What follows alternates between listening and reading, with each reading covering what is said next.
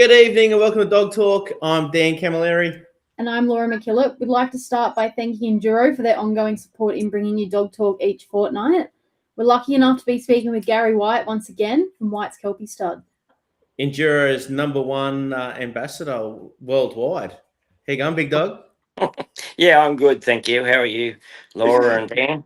Good, thank you.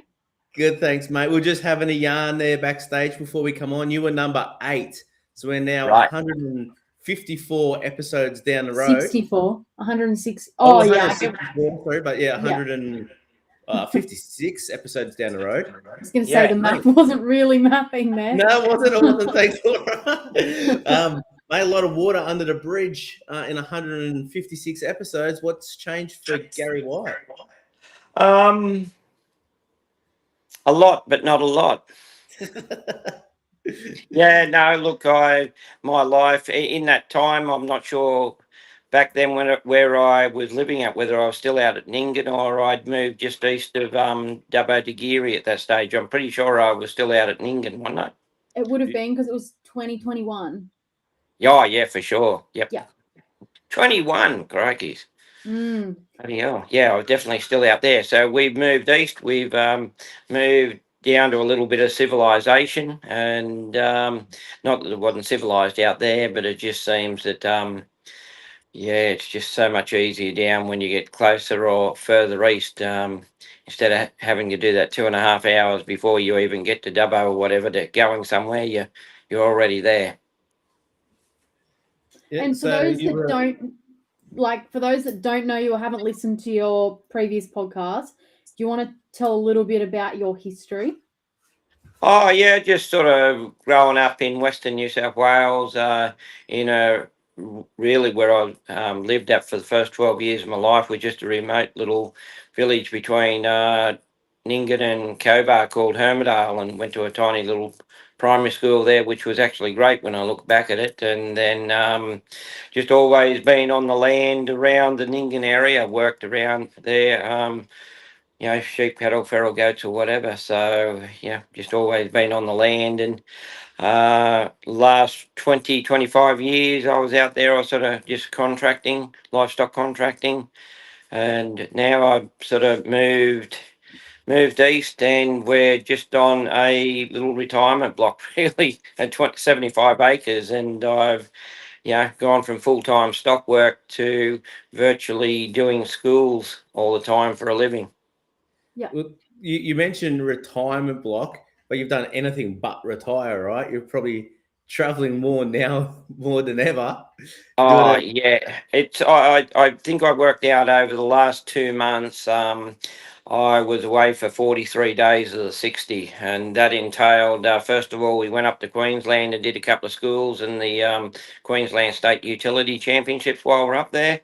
We're home a few days, did the Geary Golden Collar, which is only 8 kilometres down the road for me.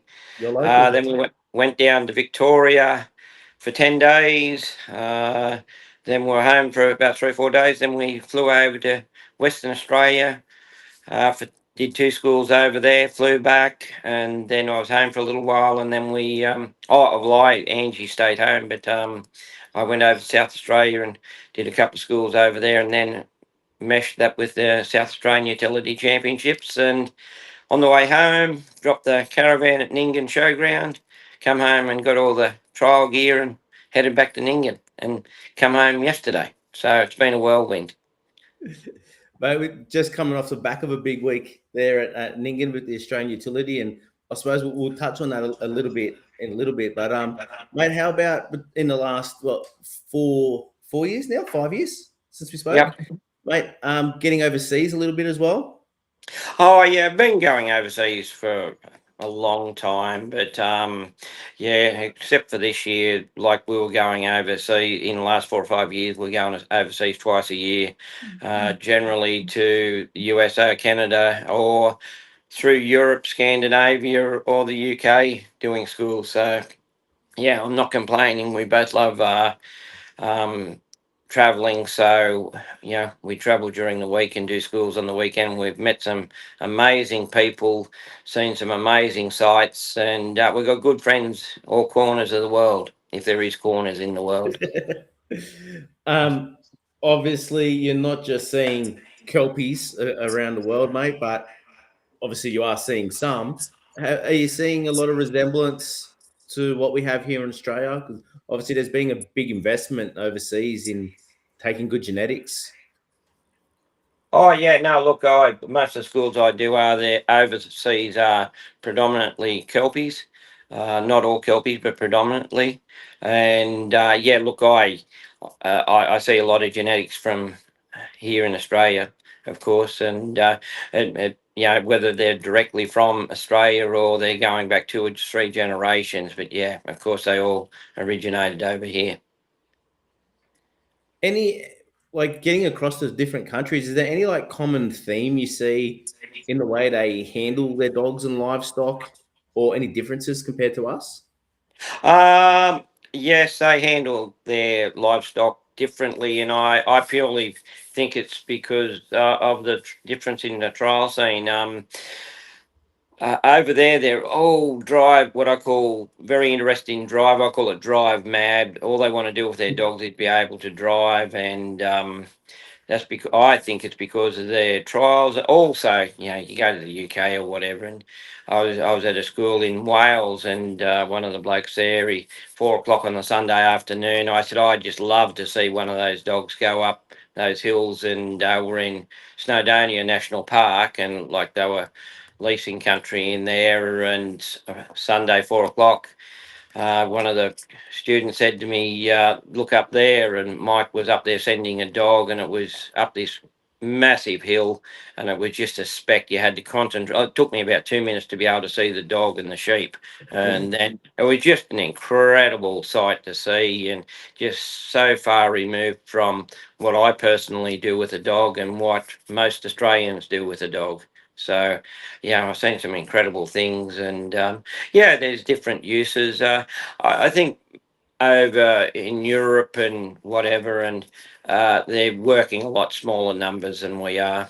So, and then a lot of them are shepherds or whatever, and you know, some of them do put all their flocks together and go up into the hills for the summer, but basically they're running smaller flocks. And but you know, with the schools, it's basically no matter where you are in the world, we have a lot of the same problems. And one of the biggest problems we all have is that 4-letter word stop.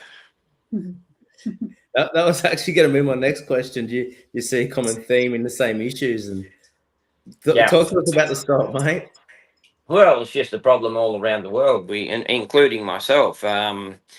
We say something, but we don't enforce it, and stops the number one thing that we sort of really don't enforce. I notice a lot of young handlers, and including yourself, Dan, have got a lot of good control on your dogs, and really, yeah, getting your training methods together, and it's working. I can see it over the weekend. There's you young bucks are starting to shape up. Oh, I'm just chuffed that you call me young, mate. Thank you. Well, you lost all your hair, but you're young. Oh, mate, with mates like you giving it to me about Para the last 4 or 5 years, so how can I keep it? Mhm. How's that changed? Like, oh, and obviously not my hair, but like you talk about the control. Like, how and why do you think that's changed? Because look, there's just the availability of so much information, and dog talk, for instance. You know, a lot of people tune into dog talk. They mightn't tune in tonight, but I know personally that if I'm going somewhere, Angie's with me, she'll put 2 or 3, 4 episodes of dog talk on, but there's just so much information available if people want to learn, and younger people with their dogs and that they want to learn, and so they tune in and they're getting help and they're learning. I remember my father said that when he first started years and years and years ago, he said it was hard for anyone to get information off. And actually Greg Prince told me he originally started giving dog training schools, because when he started, no one would tell him anything, and he thought if he ever became any good, he'd share his information, and that's exactly what he did. And a lot of people giving schools these days, whether they some of them might think they invented the wheel, but a lot of us have come basically down off his basic program. Actually, interesting you said that, because I was actually thinking about different influences I've had in the last decade myself. And on Dog Talk, we always hear it doesn't matter if it's someone like yourself or a three sheep or even a cattle person. Everyone's got a Greg Prince quote, right? Or they always went to Yes. school something. Like, what are a couple of the biggest things or most influential things that you took away from him yourself? It was countless, but one I quote all the time is he said to me, he said, what's the first thing you got to have to be a good dog trainer? And I rattled off 4 or 5 different things and said, no, no, no. And I said, well, what's the number one thing you got to have to be a good dog trainer? And he says, self-control, which I've studied lately. And yes, if you haven't got that self-control or whatever, it gets a bit hard. How'd you study it, mate? Sorry? You said you've studied it lately. How have you Oh been no, assessing it? I just watch people, when we're at school or out in the trial ground or whatever, and you can see when people's voice gets a bit high or whatever, how the dogs react, and you can guess what might have happened at some stage. And it's just you got to have self control. But I think that's with everything in life too. If you haven't got self control or patience, things sometimes don't go how you want them to go. You're seeing so many dogs and handlers, but are you picking up and changing anything you're doing from those people? Like, are you learning as well?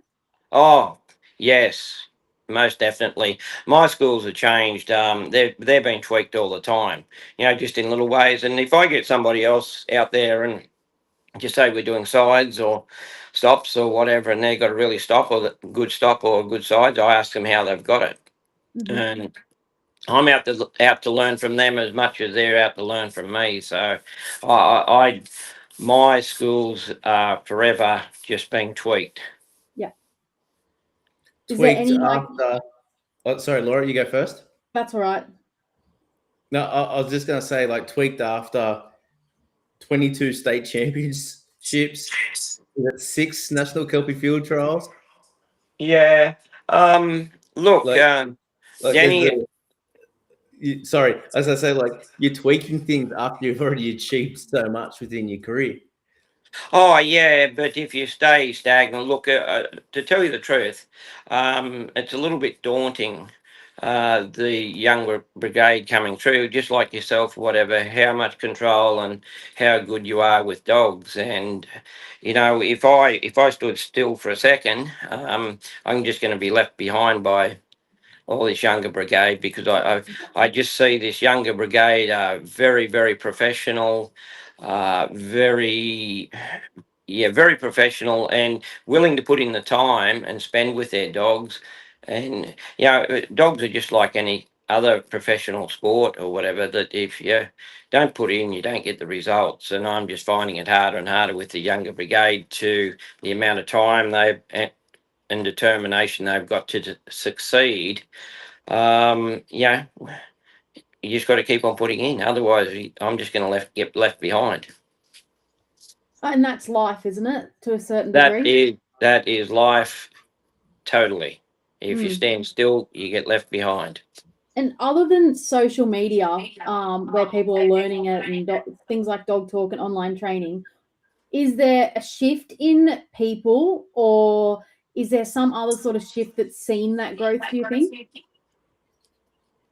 I'm not exactly sure if I understand your question, but I think I look at going around and doing schools and that. There is a shift in the. Don't know if this is exactly what you're talking about, but there's a shift. There is a dynamic that there's a lot of young women coming into the rural industry, and they love their dogs and they love to learn. And I see that dynamic, more women coming into the rural industry. And I also know a heap of employers and whatever that are sort of sometimes saying, I'm willing to put on a young woman because they're sometimes a bit more empathetic with their dogs and their stock and attention to detail. So I do see a huge shift in the last 5 years in that dynamic. Yeah, I probably meant more so in like the training of dogs. What do you think's caused that? Like you say, you've got to evolve to keep up with the younger crowd. What do you think is making that younger crowd step up? Yeah, no, I still what I originally said. It's Yeah, they're seeking information. The younger people live on the phone and with modern technology, and part of that modern technology is online training, and that's what that's leading into their online training. I put out a program, so yeah. but it's just the information so readily available now. Do you think people more honing and educate their skills and honing in on wanting to be better dog people or better stock handlers? Both. I think they're wanting to be both. I think a lot of people, they have an interest in dogs, so they go to a dog training school because of their work. So many jobs require you to have a dog or a couple of good working dogs, and they're finding that if they get a good dog, they're more employable. That also, what it leads into dog trialing. So you get a good dog and you want to test it against somebody else's or whatever, or you want to learn. Somebody goes to a dog trial just to learn, watch and they step out on the trial ground eventually. So it's just an extension, and so it's just I think numbers are getting bigger everywhere. I don't know if they're what the facts are, but there seems to be so many young. Like on the weekend, there was a lot of young people there, and I think it's very much a growing sport, all dog trialing. Do you feel that employees or employers are surging to push their employees? Like, for example, like young Nina done really well on the weekend there, and I was having a yarn to her, and she's like, "I'm only able to come here because my boss sees it as such a benefit to himself and to the business." Yeah, for sure. Like I said, that if you've got a good couple of dogs or whatever, and you can go and do the job by yourself, of course you're going to be very employable, and employers will see the benefit in that, as opposed to a person that can't do that, go and muster those sheep or the cattle by themselves because they haven't got dogs. So there's got to be a huge benefit there for those people to educate themselves and their dogs in the line of work because they can better themselves so much quicker and be much more employable. While we're talking about education, mate, you did mention your online training there. How a little bit out of your comfort zone, being in front of a camera and having a yarn, mate. How's that help coming along, and how's it helped you grow as an individual? Well, look, the video idea has been around for probably 10 or 12 years because every school I used to go to, as you're finishing up and that, just about one or two people say every single time, have you got a video out we can buy so we can follow up with your methods? Now, I took a little bit of pushing to be to get to do it, but I had a couple of strong women behind me, and Sally and Angie, my wife Angie and Sally's a whirlwind, as you know, Kelpico, and she virtually walked me through it and enabled me to get out there and talk in front of the camera and get it done. So like I took a bit of pushing and I was thoroughly and utterly outside my comfort zone, but we've got it done, and now that we got it done, and it's going to be a evolving thing all the time too. New videos will go up on each section or whatever, but so I think without those two strong women behind me, it wouldn't have happened. I'm sure it wouldn't have happened. And it's not like people think it's easy. Like Nat and I started our own thing 18 months ago. Yeah. And like we'll start something, then we go, "Oh no, throw it away. Throw it away. Like start again." Like it's not easy, is it? Like no, it's simply just get in front of a camera and yarn. Like the amount of content we've got together and thrown away is nuts. Yeah, and don't say or okay or try to talk without saying all those things. So yeah, it's not the easiest thing, but our video there, it's a little bit of a warts and all. It's not you know, all the dog demos and that aren't perfect or whatever, but the feedback we've had so far, that people have actually appreciated seeing things that happens with them, seeing that things actually can go wrong, and it's just not a perfect video. It's a bit of a warts and all, and we got some people footage at actual schools and whatever, and people not getting it or not understanding, and me trying to demonstrate to them. So it's probably more down on a person to person basis, and not everything's perfect, but that's life. And how do people go about finding information on that, Gaz? Oh, I just go on to White's Kelpie Start, or it's Gary White's online training program. Just look that up. So Find it first one that comes up on Google. yeah, and like I say, it's still evolving, and I still don't know much about it. I can't even get on it myself, but I've got Angie there to get on it for me. So yeah, so I had to go through it and listen to it all and whatever, and I put myself to sleep. But anyway, no, it was good. It was good.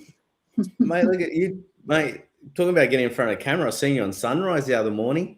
Oh, I'm a Lordy. media tycoon. Look, yeah, the Sally organised that also, and I wasn't that happy about it, and the Tassie Tiger, Adrian Carpenter, he definitely wasn't happy about it. But so I woke up at about 5 o'clock, and I was a bit nervous about it. And anyway, they started texting at about 5:15, and we were waiting and waiting, and we got on. That was supposed to be on just after 7:30, and then it went back to just after the 8 o'clock news, and it ended up only being for about 2 minutes. So I don't know what we're so worried about. Mate, back to your online stuff. Are you getting the feedback that you were hoping for from? Yeah. No, we've been asking for people who have got it to give us feedback, whether it's bad or good or whatever, and other things we can add to it. And yeah, we've still got some where we've got some good ideas that we're going to include. And no, it's been very, very positive, to tell you the truth, really positive. And not so much. It's been a lot of people that have been to schools, and other people that are just in the rural industry and interested in training dogs. Are you finding a trend, whether it's like more Aussies or overseas or a mixture of everything? It's a mixture of everything. We've definitely had a support from overseas friends who've got behind it, and but like I say, Australians will be well behind it too. Sometimes people have got to have a bit of a think about it. I know what I'm like myself. I have to think about things for about 2 weeks before I do it. um,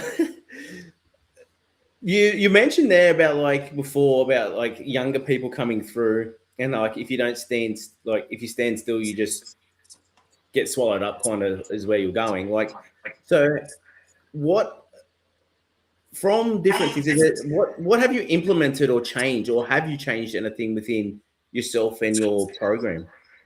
Oh well, look, I think. Yeah, look, I'm trying to improve my self a lot more. I think that I could be a lot better handler. Over the years, I've had very natural dogs, and the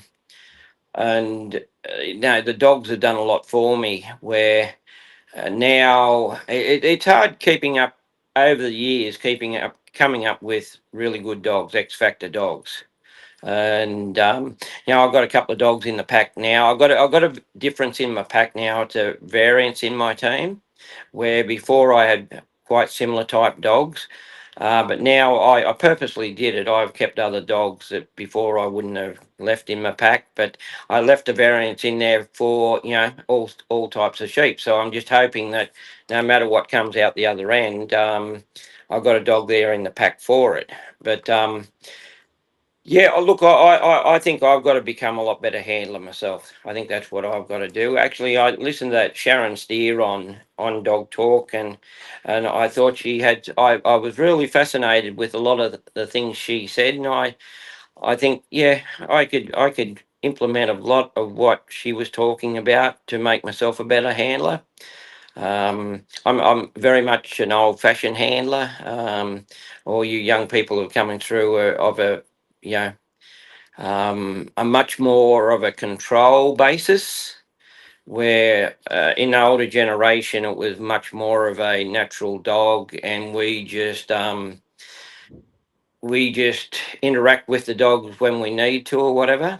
Where I think your younger generation have learnt the art of getting true control of your dog, whatever, and implementing that. Where I'm sort of not so much of a control person Mhm. with my dogs. And Yeah, it's really. I'm No, not you saying go. that's good or bad with this control or whatever, but I just know if you fellas get the sheep, you're not likely to muck it up. It's It's yeah, it's finding that balance, right? Yes, you're exactly right. No, you're exactly right. Look, I know of a few very, very, very, very, very, very good handlers that can do things that no way I can do with my dogs, especially now that I'm not working livestock all the time.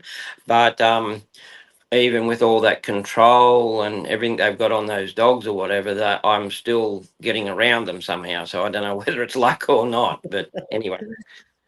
I guess that also leads on, like we had a question come through of, are you training different now that you don't have that real work for your dogs? And I guess you've said you are, but is there anything in particular?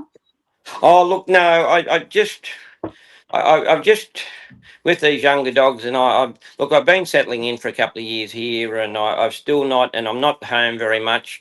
The main thing I want to do with my life in the next 2 or 3 years is actually spend some time with them, and actually spend time training them, because the only work they're getting is when they're doing a demo at a dog school or whatever, and virtually on the trial ground, I get very little actual training time with them, and I'm crossing a bridge coming from full-time work dogs that were that tired at night they couldn't eat their dog biscuits, but they were ready to go the next morning. And the older dogs in my team have still come from that work experience place. And I've found now that they're not being tired all day or every day of the week or whatever, that they're on the trial ground, they're actually getting above me and getting on top of me. So I have to cross that bridge and work that out. And I'm a man of excuses, because when I was just doing stock work all the time, I said my dogs would be a lot better on the trial ground if I just had 25 acres and a few quiet sheep. But now I've got that Now you're eating opportunity. your words. Yes, I think that no, there's a balance. If you in the perfect world, if you had both, it'd be a Yeah. lot better. But there's problems. There's no perfect world, so there's problems with whatever you do. What would the perfect setup look like for yourself? Um, as in a training setup or work Yeah, like training. you get the best out of your dogs, where you don't feel like getting over the top of you, but you still have the ability to put time aside to train on them. Yeah, that's exactly what you said. Enough time to train them, but them gain experience for themselves without being told and guided or whatever. Just get out there and have to work things out themselves on 2,000 sheep or 100 cattle or whatever. That just get that basic grounding where they actually have to use their brain and learn how to work that situation out. I was saying to somebody the other day that because my dogs did so much stock work, and before I went to a trial, I tried to give my dogs a couple of training runs on the Saturday and Sunday before, and then they go to work.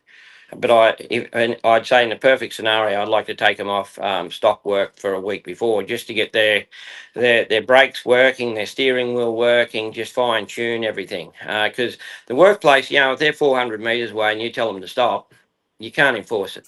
You cannot enforce it. Back onto what I was just about to say there. I'm finding my dogs now, when they get on the trial ground now, the younger ones, they're taking a lot. They're taking an extra 12 months on the trial ground to work things out. Where before, I had lots of dogs that came out in the novice ground, first up and were straight into finals, and few of them won straight up. They were ready to go, sort of thing. But now I reckon they're at least a year behind what they were when they were getting stock work. Yeah, I'd agree with that, mate. Never had done obviously the load of work you do, but I find now that I'm training dogs full time, I have less time for my own dogs, and they're taking longer to get on than when I was selling earth moving equipment, and I can go and do work at different people's places all the time. Yeah. There's no perfect scenario. You just got to make the most of what you got. And I'm in no way complaining about my lifestyle, because it's been great with dogs, and dogs have taken us everywhere, and it's been a fantastic journey. It's pretty funny though, like, because you would have got a lot of people that attend your schools and that would have had the same issues. Like, they don't have the work for their dogs. Of course you have a lot of that but a lot of people that are like weekend warriors like myself, they wouldn't have had the work for their dogs, and they would have spoken to you about the issues they have, and now you're experiencing those issues because you don't have the workload. Yeah, no, that's right. Look, the main thing you've got to do when we get a dog is have a dog that suits you and what you want, and the main thing is you've got to like that dog. It doesn't matter if it's you'd have the best dog in Australia, like natural ability wise, but if you don't get on with it and doesn't suit you, you've still only got half a dog. So that's half the secret: getting a dog that suits what you want to do, and whether that's just go to a trial on the weekend or whatever it is. You've got to try to get that dog, and once you match up, getting that match up's hugely important. While we're talking about the best dog in the world, you mentioned X Factor dogs, and you said that your team's a little bit different now, a bit more versatile, I suppose, than having a few dogs that used to be the same. Who were, I can think of one or maybe two. Who were you, looking back, who were your X Factor dogs, mate, and what made them your X Factor dogs? Look, I had a really good dog when I first started off. She was called Sally, and she was a magnificent casting dog. She was a true all-round dog. She, me not knowing a lot, she went out with me and got in plenty of open three sheep finals, utility finals, and yard dogs finals. But I never quite had control of her. I was back in the older years, long time ago, and then she had a dog called Tex, who was a fair dinkum heading Kelpie dog. I was doing a few three sheep trials in those days, and he made 6 open finals in a row in three sheep trials, and that was again Greg would have 2 or 3 in the final, and Toby Lindsay and Pip Hudson and whoever else, Louis Noble, and I could never get more than about 3rd or 4th, because those other fellas were just too good for me. But he was a fair dinkum heading dog, and he actually went to 2 Australian Yard Dog Championships as well, and came a equal 3rd and a 7th. And he wasn't a big, strong, powerful dog, but he just knew how to move stock. He was a stock dog. He wasn't a big, powerful sort of push him over the fence or anything dog, but he just knew where he had to be. And he was a stock dog. And then sort of my whole line has come down from that Sally and that Tex, really. Like, they all go back to those 2. And then I had a fella was a very good dog. He was very much a one-person dog.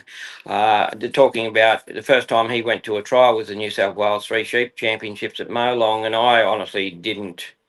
I just took him there to give him a run, but he ended up winning the novice there by about 40-something points, I think it was. And then he come up very, very quickly, and I found out I hadn't actually trained him. He was so I put him in a few bad situations on the trial ground, and that he never forgot. But he was still a very, very good dog, but he was a very sensitive dog. But you wish you had sort of dogs like that again. And now with Jimmy and Chrissy, and look, they all had one thing.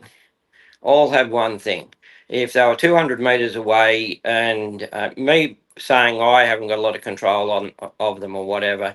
My dogs have got to sort that stuff out up the other end by themselves, because I can't put them left 1 meter or right 2 meters or whatever. They've got to sort that out. So that's how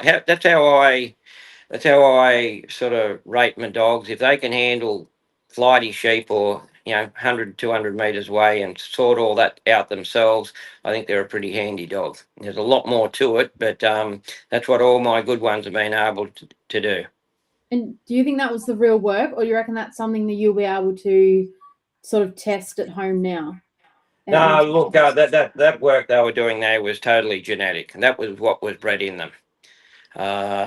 Look, the old saying, when the shit hits the fan, they revert back to exactly what they got genetically.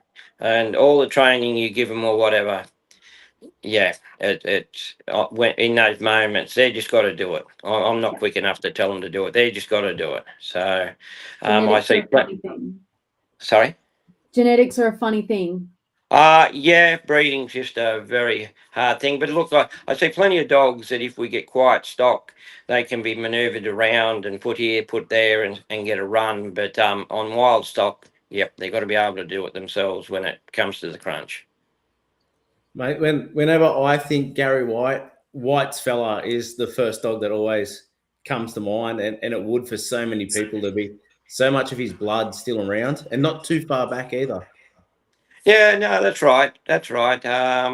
He was a dog that I never ever bred a lot of pups or anything. We were never big breeders, my father and ourselves. But he was a dog that his bitch pups were a lot better than his dog pups. And I think in so much of breeding too, I hear a lot of people say that a lot of time it's in the second generation you get what you're trying to get in that first generation when you make that breeding. Yeah, actually, you mentioned the big Tassie there a bit earlier. Adrian and I were actually talking about that, the other day. Yeah, the old Tassie Tiger, by geez, he's going well in there. Oh, he's mate, he's just so consistent and just puts himself out there in any form of testing his and his dog's ability. Oh yeah, look, he purposely went 3 sheep trialing to improve himself on the utility ground and the yard dog ground. He always said to me, he said he wanted to get good at utility trialing, but he's not only good at utility trialing, he's good in the yard and he's good in the 3 sheep. He did a rare feat there last year. He represented Tasmania in yard dog trialing. A state representative in yard dog trialing, utility trialing, and 3 sheep trialing. I don't think many people are ever going to do that in their lifetime. Especially in the same year, and most likely with the same dog. Yeah, I think with a couple of different dogs, maybe, I'm not sure. But he's a credit to himself, what he's done from where he's come from and how he's improved himself. And that just goes to show if you want to work hard. But every time he comes over to the mainland, he picks up 2 or 3 different dogs and takes home, and he tries everybody else's dogs, see what he succeeds, what he likes. But there's one basic theme with all of his dogs. If you watch them, they've all got natural ability and stock sense. And he sifted through all these dogs over the years, and the ones he kept are good natural dogs with stock sense and I suppose trainability too. And a split cam. And what? A split cam. Kelpies, collies, everything. And you mentioned about the sheep trialing. Like I've seen him put them around cattle pretty well as well. Yeah. So, it's a credit to himself. Absolutely. And while we're speaking about the big fella, mate, 3 years in a row. Yeah, we're going to do something about that next year. So, our listeners out there, I hope we do. Our listeners out there that don't know what we're talking about, mate, do you want to elaborate on that? Well, at our Australian Championships, one of the feature events is the Interstate Challenge, and Adrian's come over and cleaned up all the other states 3 years in a row now, and done it pretty convincingly all 3 years. I think we've got to. I said if I get selected again next year, I said to whoever I said we're going to have a training camp for a month before. Mate, you want to talk us a bit of talking to us a bit about the Interstate Challenge and the thought process behind it? Because I love the concept. Look, I've grown up judging. I've judged 2 Supreme Australian 3 Sheep Championships, which is a real honour, and they have a competition there called the Interstate Challenge, and it used to be 2 people from each state got to, like, they were selected by their state. They fronted up because the Supreme Australian goes around to a different state every year. Every state used to send their representatives. They promote themselves very well. They get done up. It was a tip top bloody competition, and at the end of it, if they were in the top 4 aggregates, they get to represent Australia. So, against the New Zealand team, like every year a team goes to New Zealand, or the New Zealand team come over here, vice versa. So at the end of that rainbow there, they've got the chance to represent Australia, which is, what else would you want to do but have the chance of representing Australia? But unfortunately, in utility trialling, there's not that opportunity at the end, but I saw the value, and I thought that would be great if we could, at our Australian Utility Championships, get together and have all the best from each state. And so that's where they came from. Next year we're going to have a bit of a change in our program. We get 4,000 or 5,000 people there on the Saturday, but we have it on the Saturday night. The lights aren't the greatest, and a lot of the crowd are gone home. Next year we're going to have it in the middle of the day, and we're going to make a real thing of it, and probably have some fancy dude there anyway, and we'll introduce everybody one by one, walk out with their dogs in front of the crowd, and we all line up in front of the crowd and do our draw and whatever, and we're just going to make a real big thing of it. That's my idea, make a real big thing of it, and just hope we keep on getting the support, so which we will. We will, but we were blown away at the Australian Championships, like, as you know, Dan. We're only a very small committee, but it was absolutely overwhelming, all the support we've had and got there. It was as though we, just did the pre-work and we started the trial, and it was just everybody got in. It was everybody's trial. It wasn't just my trial or Dave's trial or Angie's trial. It was everybody's trial, and that's the feeling. We were absolutely overwhelmed with, how people supported us. It was really cool, mate. It was really cool. And hopefully, moving the interstate to the middle of the day, Tony leaves his pugs at home this time and doesn't let them loose on the ground. That was very, very funny. So we've been very lucky with Sally too, Kelpie Co, coming on board. She's really professionalising Nyngan and whatever, and she's doing it out of the goodness of her heart and whatever. So, we really, really lucky to have her on board with us. And even the commentators, I don't know if you've seen any of the comments on Facebook or whatever, but that many people got in contact with me and said that the commentary was absolutely fantastic, and you were one of those commentators, Dan. You and Tony were up there, and a lot of people really enjoyed it, and they liked it. No, it was awesome, mate. It's one of my favourite events of the year. Get out to Nyngan, and I suppose, and especially with that Interstate Challenge, you always get, like, obviously, the Lees couldn't get there this year. They had some vehicle issues, but when people come from interstate, they normally drag a person or 2 with them as well. Yeah, which is really cool, and especially if it's someone you haven't met before, it's just really cool to be able to network and put faces to names and see dogs you haven't seen before. Yeah, so if anyone's watching out there in sponsorship land that really wants to put up some sponsorship for the Interstate Challenge, I'd really love to have some. We've got good sponsorship now, but just some extra sponsorship for Interstate Challenge, just make it that much more sort of. I don't know. We could. I want to make it into a big event. How would it look like? how would you like to see it? Like 5 years in the future, what do you picture the Australian looking like? The Interstate Challenge or the Australian? All of it as a whole.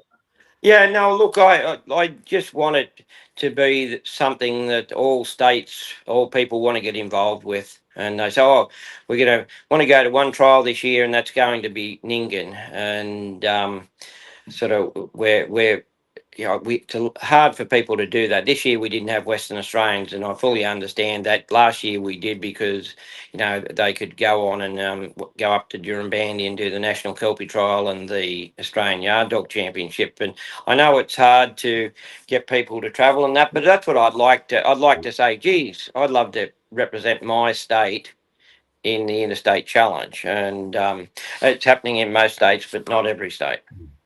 And what is, like, obviously the 3 Sheep, every state has a different criteria that you get chosen to represent. Is all of the utility, not associations, because a lot of them fall under the yard dog associations, but have they got their own little standard? Because I know you had a bit of trouble at first getting the backing of some states. Yeah, look, we send an email out in January, and we say to the state associations, we're running the Interstate Challenge again. We would like 2 representatives. It's up to you how you select them, what criteria.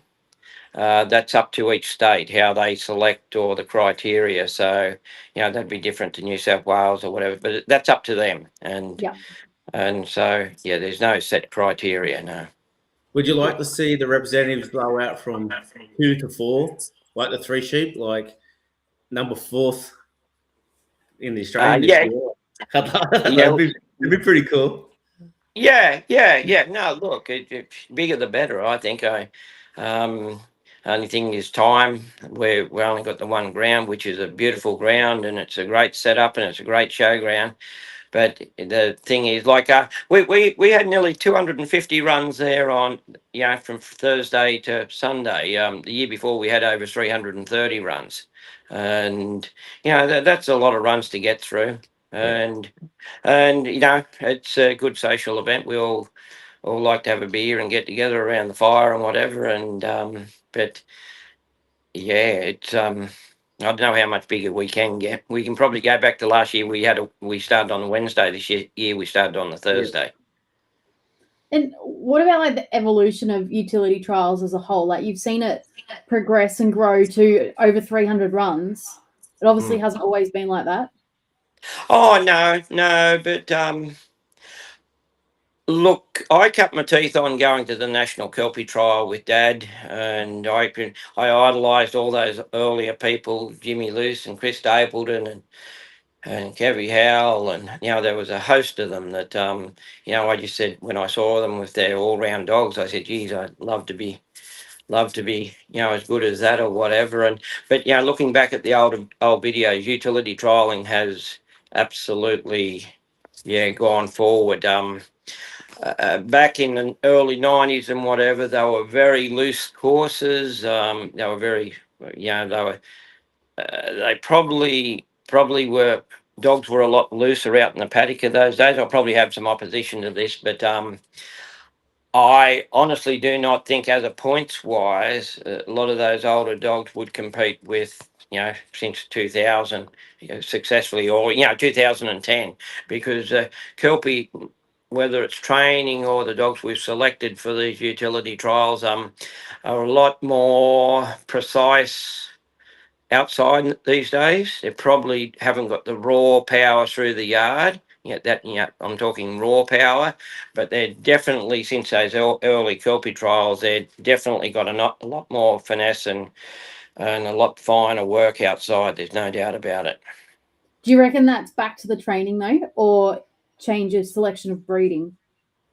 A lot to do with training, but it's a bit of a selection too for that type of really nice dog outside too. Yeah. Mate, we know how much of an advocate you are for utility trialing, and you wear your heart on your sleeve.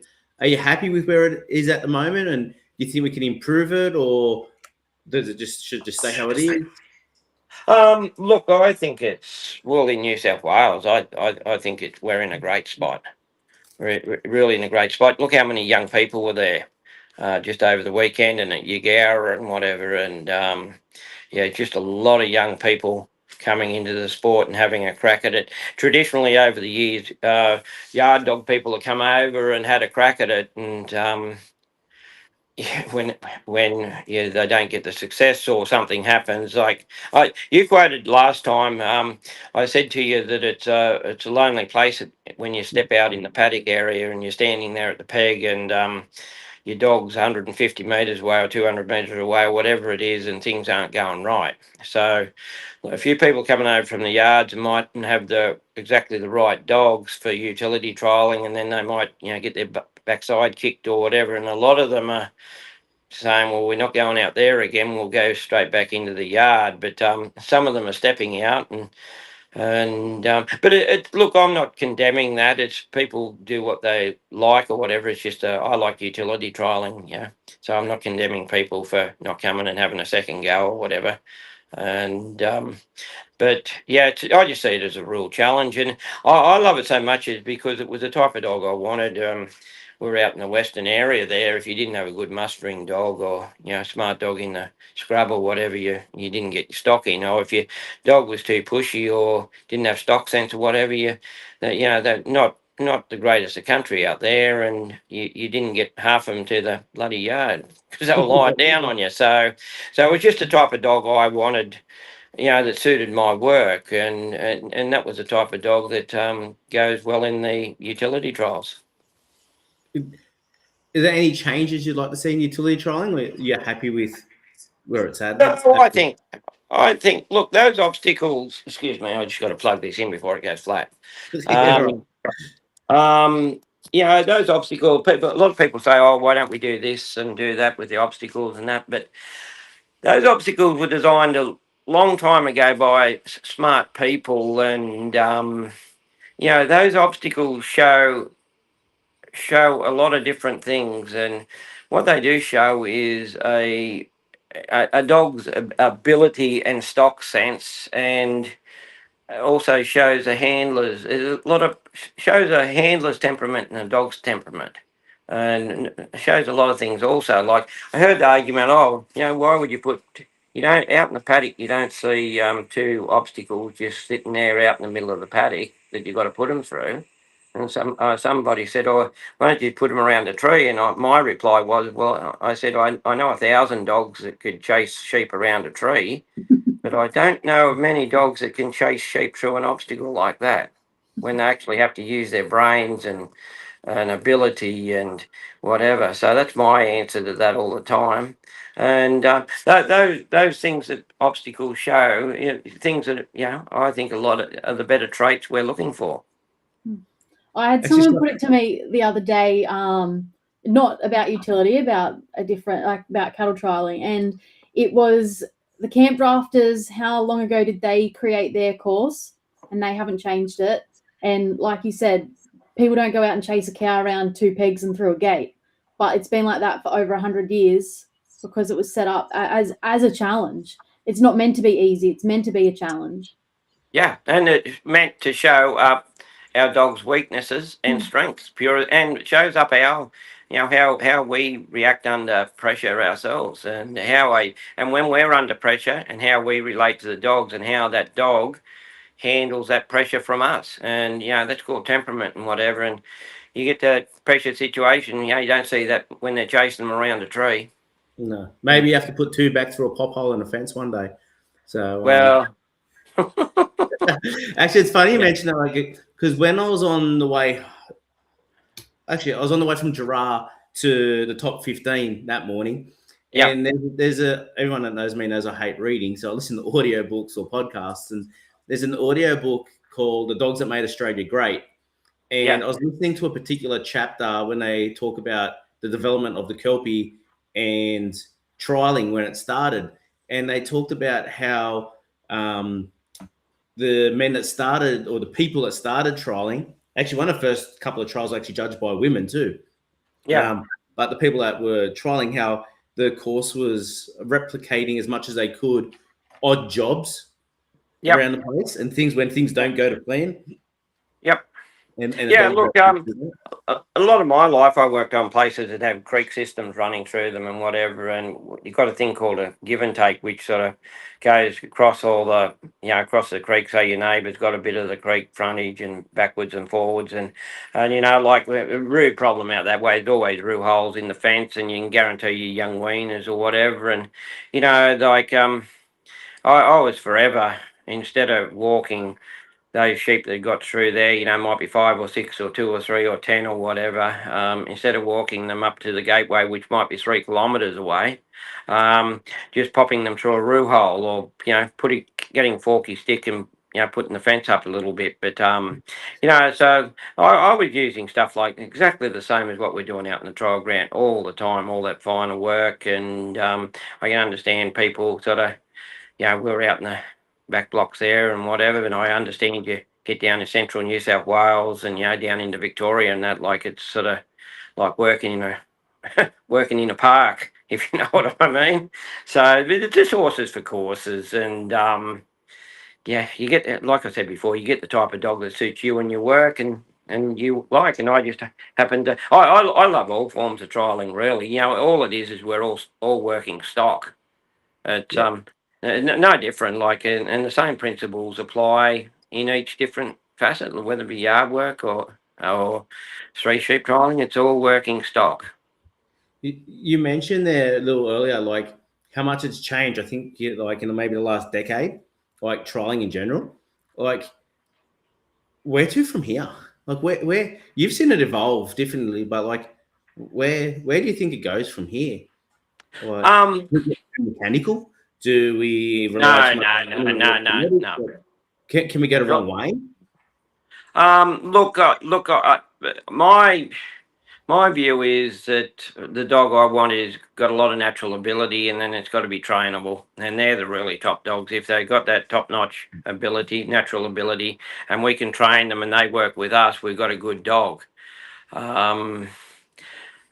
So I don't think that's ever going to change. Look, that comes a bit from my father told me years ago that, when Greg Prince came into the scene in 84, 85 or whatever, my father, who was a successful trialer, he was just, on the land all the time. And he said he was just like a lot of other people, they'd work all week and then they come to the trial, for 3 or 4 days or whatever, or on the weekend. And they could go out and pick up the odd win. Greg came along and changed 2 major factors that Dad told me, and one was that he really had a trained dog. There was other really good trainers around before that, but really good, top handlers. People working stock all the time. But the thing Dad told me he really changed was up until Greg came in, a lot of those really good handlers, whatever, they had a different system where they just kept their dog at a certain distance, and if the sheep, and feather them around, and if the sheep sort of went through the obstacles, they could get them. But Dad said Greg changed it in the fact that Greg could work them from 20 metres back or 30 metres, but if he had to work them from 6 inches, he worked them from 6 inches. So he had all the bases covered. And Dad said he sort of changed it dramatically in that sense. But that's not disregarding any of the old handlers, because there was some fair income pearlers of handlers and whatever. He just changed the way trials were a bit. It was good to see Dad there at the event the other day as well. Seeing Angie picked him up and brought him around. Yeah, he came out there 3 days in a row for about 3 or 4 hours, and it amazed me. He still had a raw passion for working dogs. He really enjoyed it, and his memory's not the best or anything, but I could just see the pleasure on his face. He just sat there and watched, and he really enjoyed it. It was great to see. Yeah. It was great, mate. There was a question here from Petsy Trevor. You mentioned Geary trial a bit earlier, and she she said, how do you cope mentally with the challenge of running a few dogs? Spoke to Gary at Geary, and he had 16 runs from memory. I reckon I ripped my hair out by number 16. Yeah, well, it was a busy day. I actually ended up having 21 runs that day with finals and whatever. And I was just coming off with one dog out of the yard. Then they be calling me over to the three sheep or the cattle or wherever. And yeah, it was a pretty hectic day. You probably having that many runs, you don't do the best and you make some mental mistakes or anything, but I'd entered them all there. So I handled it all right. Well, I don't know if I handled it all right or not, but yeah, it's yeah, probably too many. Well, didn't have the success this year that I had last year, but last year had the fortunate enough to have a few runs, and I found myself every time I got the opportunity, I just walk away and have a quiet water in my own camp by myself and just reset myself. Yeah. Like, just Yeah, chill out. look, tell you the truth, I didn't have time to reset or anything because I just put one dog away and I just walk out, get another dog out, and go to the next arena. And I suppose it was like a robot in the end, but yeah, I had a bit of success there, so it couldn't have gone too bad. Like you mentioned earlier, through your schools, you've seen a big influx of young handlers and young women coming in. What advice are you giving to young people jumping in and that want to get their hands dirty and get experience under the belt, whether it's work or trialing? One of the biggest things I'm trying to promote is, I always say at schools or whatever, we're not here for a long time. So I found when I first went contracting, even though I had broken in dogs or whatever, I started taking 6, 7, 8, 9-month-old pups, and it became hard work because I hadn't educated them. So I let my dog go on 1,000 years or something, and then I couldn't call it back properly and I couldn't stop it. So I was going round and round the mob trying to catch this young dog. So I thought there's got to be a better system than this. So education is the key.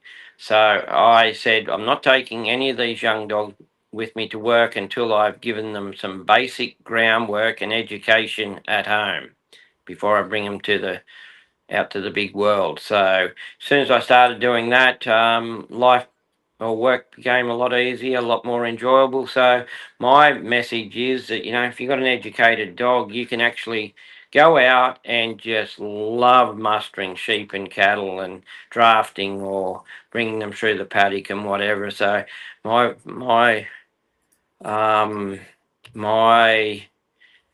program is, we're not here for a long time, so let's try to enjoy our work, and if we're not enjoying our work, go and do something else.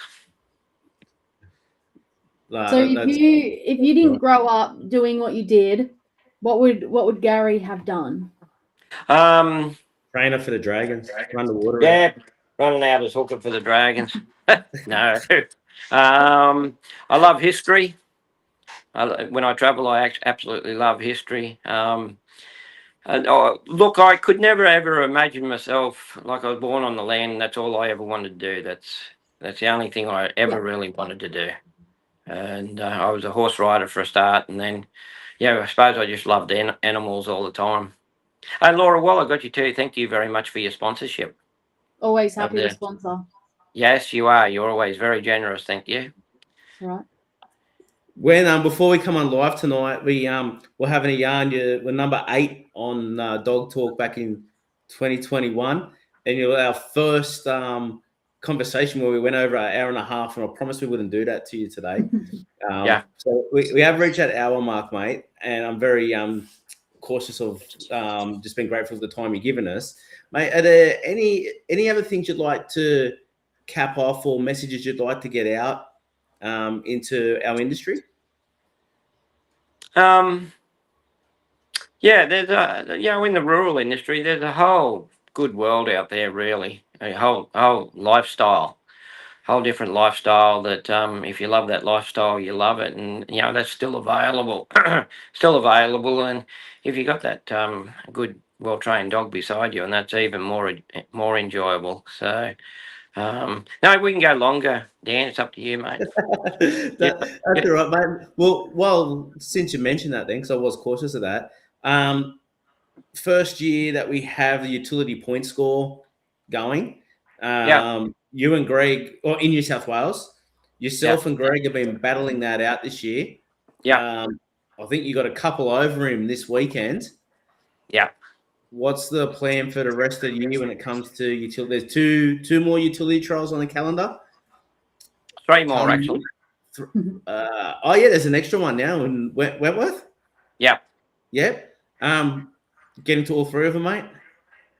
No, I shouldn't say this because Gregor. No, I'm going to try to go to Wentworth. First time I've never been out there, and then I'm going to try to go to Finley for the first time too. But I can't make it to Walker, so yeah, I'm actually going down to Tasmania to judge the Tasmanian Championships then. So I won't. Hopefully I'll do the job before I get there.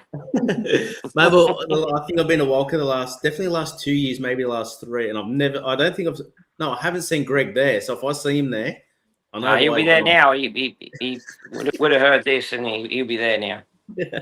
No, it's good. There's nothing wrong with a bit of rivalry. It's good, mate. It's just, I thank you for getting this idea up and running, actually, because it's been your passion that's sort of got this up and running, and yeah, it's great. I think you got a lot of people behind you.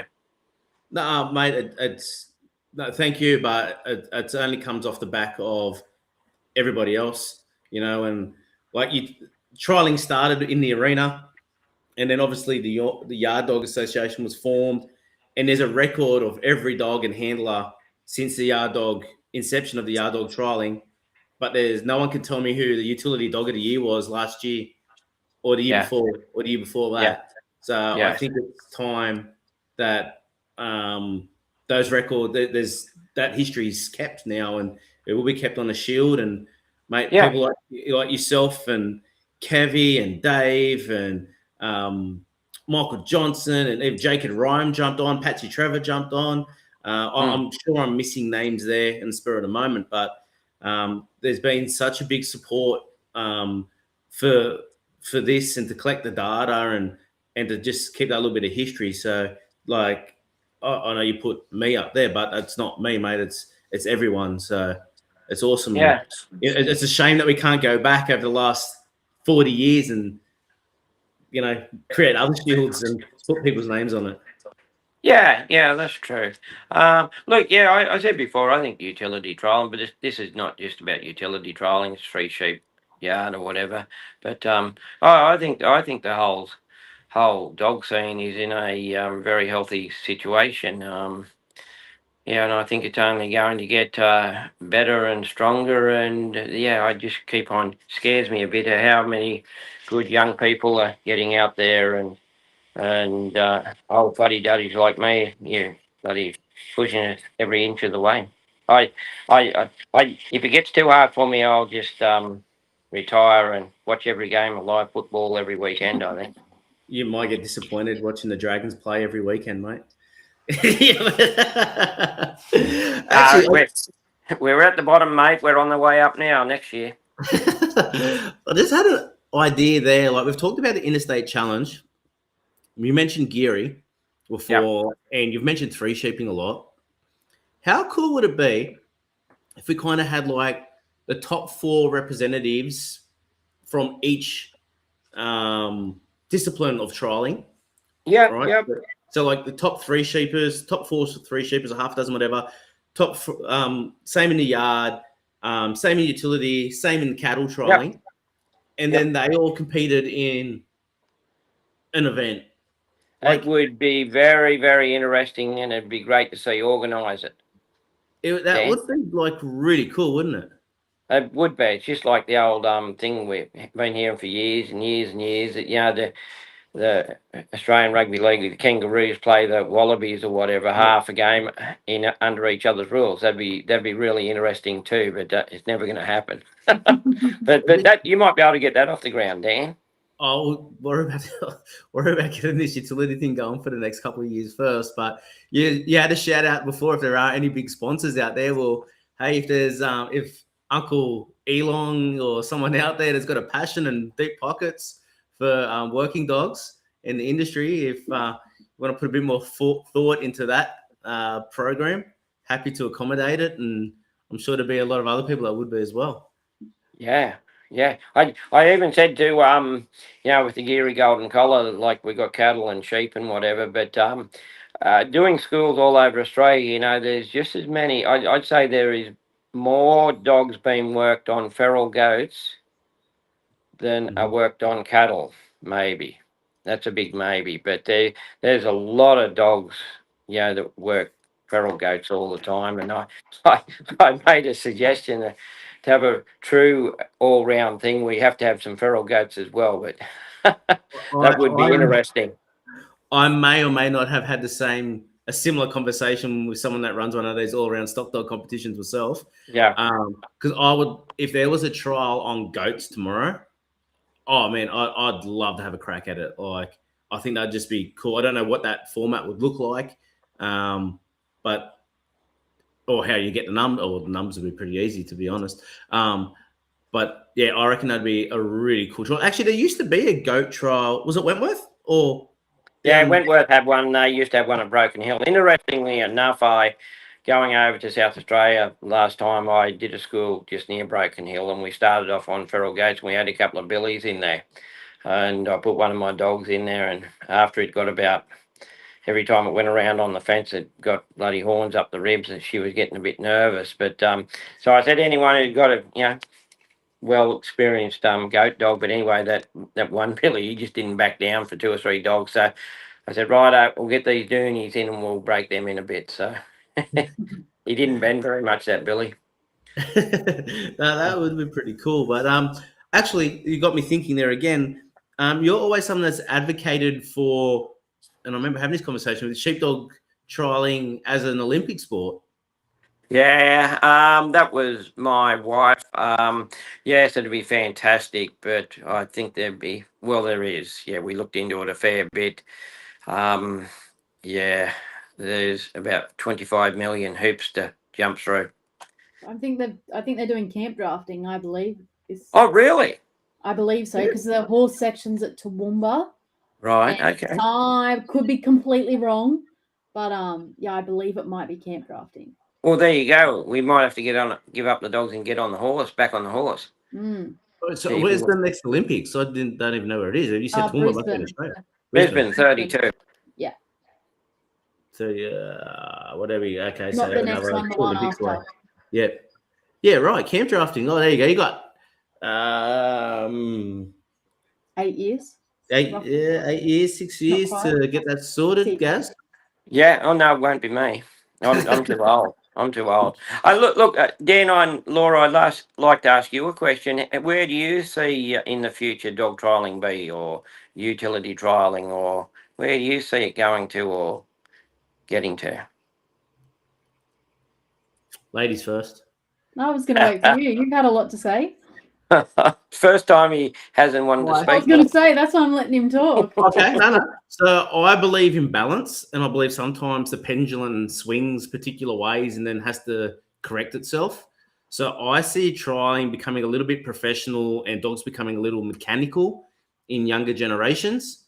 But then, like anything, trends change, and I think it will swing back the other way a bit, because that's just the way life goes, right? And that's how balance works. So I think in the next decade, you'll see a lot of people micromanage dogs more than what they are now.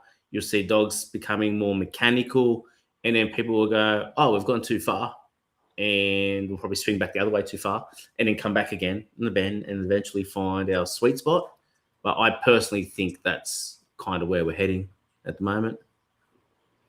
Yeah, interesting. So I believe that, like growing up in the horses, I believe the dogs are still a bit of a way behind in terms of, maybe modernization isn't the right word, but I think there's a lot of catching up to do to meet modern day times and the way people, like anything, put a bit of money behind it and things start growing. Like you look at the camp drafters, as soon as the money come into this industry, the sport grew, and I think the dogs are just starting to find that. That's why things like the Golden Collar and the USD and some of your major events are putting that prize money behind it. I think that will start to grow not only the sport, but also the price of dogs, hence why they are growing. But I also think in terms of trialing young people, I think that's why the yard dogs has gone off so well, is because of it's a weekend sport. It's able to, maybe get away on a Friday afternoon if you want to leave early, or there are 1-2 day trials. I think Free Sheep needs to adapt somehow, and I don't know how we do that, because I really do believe in the tradition of the sport. So for me, I'm not liking seeing crosses coming into it. I'm not liking seeing shorter courses and things like that. But I do believe that something needs to change to allow younger people to not have to take Wednesday, Thursday, Friday off work. Yeah, you got the 2-dog rule in the last 2 rounds, but the 4th and 5th round to accommodate that. Yeah, but again, most of those young people are running more than 2 dogs. Yeah, righto. Like it's a hard one. I think something that I'd like to see introduced into New South Wales that I believe they're doing quite well in Queensland is the short courses. I just haven't been to one to know how it works to then implement that down here. But there are some ways we can do it. It's just being willing to try it and change it and let it fail to then fix it for the next time. Yeah, just one thing about that you were talking about. I think we've got to become better promoters of ourselves in the sport, and that was half my reason for the Interstate Challenge. I saw it a really good promotional thing that sponsors could get behind, and they'd get out there and get dressed up and present themselves very, very well. And the sponsors say, I'd love to get behind that. So I just think, I might get criticised for this, but I think the yard and utility side of the dog world don't promote themselves nearly, not even half as well as the Three Sheep side of the world. And you look at the cattle dog, they just ran the Australian there at Comet a few weeks ago. You look at their state of origin, all those boys had ties on. Yeah. Oh, no, it's something as simple as that. But I see you're introducing that at Nyngan there, and the Three Sheepers do it really well with the blazer and tie. It lifts the standard of the sport.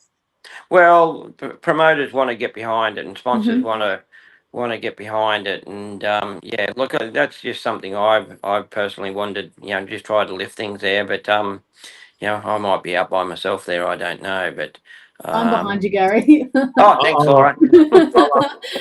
But based on what I kind of said, with what Laura said there, as soon as money comes into it a bit and standard comes up, well, then micromanaging and control will come into it. It's just inevitable, especially if there is prize money in there. And it's already there. When you need scores of 95 and above to make finals, that micromanaging to a certain degree has to be there. It's a point. Oh yeah, for sure. Yeah, absolutely. And in addition, with the competitiveness raising the level and a bit of people wanting to, have control over everything. If the left get their way, we're always on show and we're very vulnerable with all the live streaming we have these days. And I think live streaming's awesome. It's a great tool. I use it myself to watch back my runs and criticize my own runs and learn from my own stuff. And everyone knows I'm a little bit different. But if the left get you said it, not you get a little bit different. Yeah, just a tad. But if the left get in and people are getting things are getting woker and softer, and as that happens, regulation comes in and we'll have to be more tidy with stuff. Yeah, you're right. Professional, and that's where I'm worried about the future of dogs, which is a massive push for the utility stuff that I did do. So I am worried about where genetics is going to go, based on the world we live in today, to be honest. Yeah. There's a lot. We're only got to have one bad incident at a show or something, and somebody's got it on video, and we're on dangerous, shaky ground. Yeah, that's any sport with animals, though, isn't it? People are just unrealistic these days. Well, look, as a professional dog trainer, dogs, Like people are unrealistic. Well, Like, Barnaby Joyce telling his dog to shut up is the prime example. Yeah. oh, How look many at of him us now. have yelled at a dog to sit down and be quiet? And I don't like Yeah. talking politics, but at the end of the day, that was blown up on social media. Yeah, but that's just the media. 100%. That's their job to make a big story out of nothing. So I told you that you're right, Gary. I just mentioned, and I think I said to Tony the other day when we were having a yarn, commentating the interstate. Like I asked him if he watches the live streams back for himself. Like so, on the way home from Nyngan, I watched my runs back and listened to them when I was going, and I raised my voice at one of my dogs there, Sting, in the yard, but he wouldn't come around. And Greg goes, "Oh, I hope there's no people that hate Barnaby around because Dan's just done the Barnaby there and screamed at his dog. I hope he hasn't upset anyone." And we all laugh at it. Yeah. But like seriously, like this is where things are heading. Like, Yeah. and it's just scary for our sport. Yeah. That's No, why it is. everyone- For our sport, for our industry. Yeah. For the world. Do you see that overseas, Gary? Yes. They're probably worse than us around Europe. Yeah, no, we all live in the same world. We're probably down here just a bit immune to it for a little bit longer before it gets down here. But yeah, we're all heading the same direction. Any ideas of how we navigate through None whatsoever. it? That makes two of us. I just try to bury my head in the ground and just try to go down my own path and not worry about things too much. It's such Yeah, an I wish- Aussie thing to say. I wish I could do the same. I got too much fiery ethnic blood in me to Yeah. stand up and get my head chopped off. Yeah. But well, before my head gets chopped off, Laura, have you got a question for Gary tonight? Gary, if you were a color, what color would you be and why? Red, of course. Oh no, I already know the answer to this one. Red and white. Two colours. Red and white, St. George Dragons. Fair enough, Or no, the second answer, blue, of course. because you're a winner. No. Oh yeah, no. But I meant the New South Wales Blues, of course. Oh, I thought Yeah, I you were going to be a suppose- little bit more deeper than football for a second there. You can, I you suppose can because see. white's not a color, is it? Sorry. I suppose because white's not a color, is it? Well, it is. Yeah, really. All colors start from white, technically. Probably, maybe. Technically.